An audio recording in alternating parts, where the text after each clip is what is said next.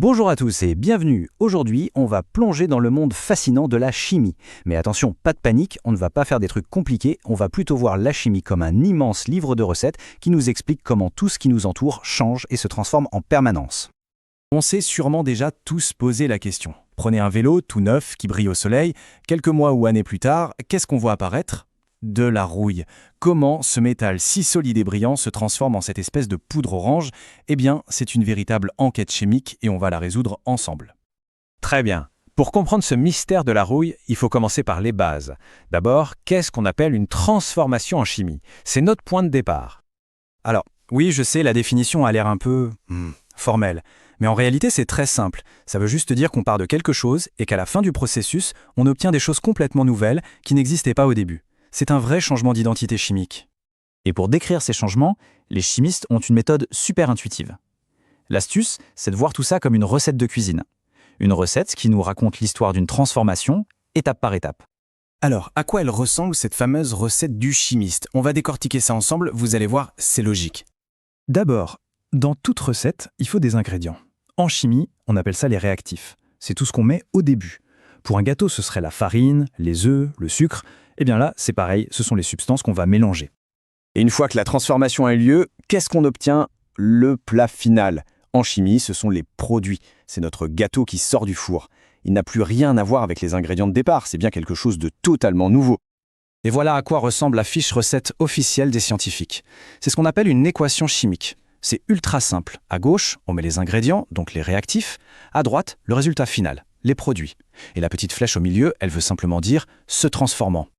Maintenant, attention, on arrive à la règle LA, plus importante de toute la chimie.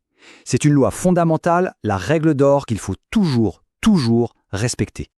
C'est cette fameuse phrase d'Antoine Lavoisier. Rien ne se perd, rien ne se crée, tout se transforme. Ça veut dire qu'en chimie, on ne peut pas faire apparaître des atomes à partir de rien, ni en faire disparaître. On ne fait que les réorganiser, les réassembler différemment. C'est un peu comme jouer au Lego. On peut démonter une voiture pour construire une maison, mais à la fin, on a toujours exactement le même nombre de briques. Regardons ça en action. À gauche, la recette est fausse. Si on compte nos briques, c'est-à-dire nos atomes, on voit bien que le compte n'y est pas entre le début et la fin. Par contre, à droite, on a corrigé la recette, on a ajouté des chiffres devant les molécules, on appelle ça des coefficients. Et là, magie. Si on refait les comptes, c'est parfait. On a exactement le même nombre d'atomes de chaque sorte au début et à la fin. La loi est respectée. Alors, comment on fait concrètement pour équilibrer une recette ? C'est une méthode en 3 étapes toutes simples. D'abord, on écrit qui réagit avec qui pour donner quoi. Ensuite, on fait l'inventaire, on compte tous les atomes de chaque côté de la flèche. Et enfin, on ajuste en plaçant des coefficients devant les molécules jusqu'à ce que les comptes soient parfaitement équilibrés. D'accord, maintenant on sait que notre recette doit être juste. Mais que se passe-t-il dans la réalité si, par exemple, il nous manque un des ingrédients ? Pour bien comprendre, on va laisser la chimie de côté une seconde et prendre un exemple que tout le monde adore, la recette d'un sandwich au fromage. Alors, voilà le problème. On a 10 tranches de pain, mais seulement 3 tranches de fromage. La question est, combien de sandwichs complets peut-on faire au maximum ? Je laisse un tout petit instant pour y réfléchir. La réponse, c'est 3 bien sûr. Et pourquoi ? Tout simplement parce qu'après avoir fait le 3e sandwich, eh bien, on n'a plus de fromage. Il nous reste du pain, mais il ne sert plus à rien pour cette recette précise. Eh bien voilà, on vient de comprendre un des concepts les plus importants en chimie. Le fromage, c'est ce qu'on appelle le réactif limitant. C'est l'ingrédient qui s'épuise en premier et qui du coup arrête toute la transformation. C'est super. On sait comment fonctionnent les recettes chimiques. Maintenant, voyons un peu comment les chimistes font dans la vraie vie, au laboratoire, pour vérifier ce qu'ils ont cuisiné. Comment peut-on savoir si les produits qu'on voulait obtenir sont bien là ? Pour ça, il existe une technique très utilisée qui s'appelle la CCM, ou chromatographie sur couche mince. Il faut imaginer ça comme une course de molécules. On dépose une petite goutte de notre mélange sur une ligne de départ, sur une plaque spéciale. On trempe ensuite le bas de cette plaque dans un liquide qu'on appelle un solvant.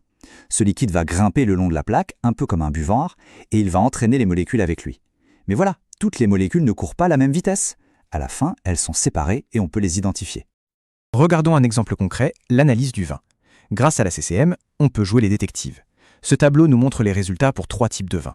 On voit par exemple que le vin blanc contient de l'acide lactique, mais pas d'acide malique. En revanche, le rosé et le rouge contiennent les deux.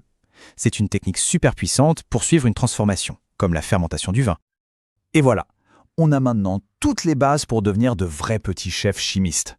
Allez, on résume rapidement tout ce qu'on a vu d'important.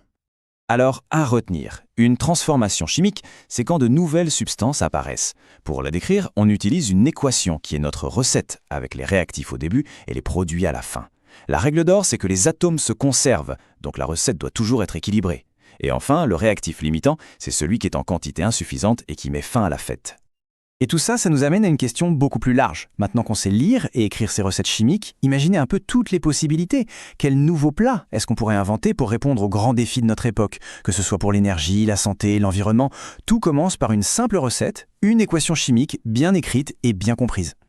C'est tout pour aujourd'hui, j'espère que cette explication vous a plu et que la chimie vous paraît un peu moins mystérieuse. Si c'est le cas, n'hésitez pas à laisser un pouce bleu, à vous abonner et à partager la vidéo pour que tout le monde puisse maîtriser les recettes du chimiste. À très bientôt pour un nouveau cours.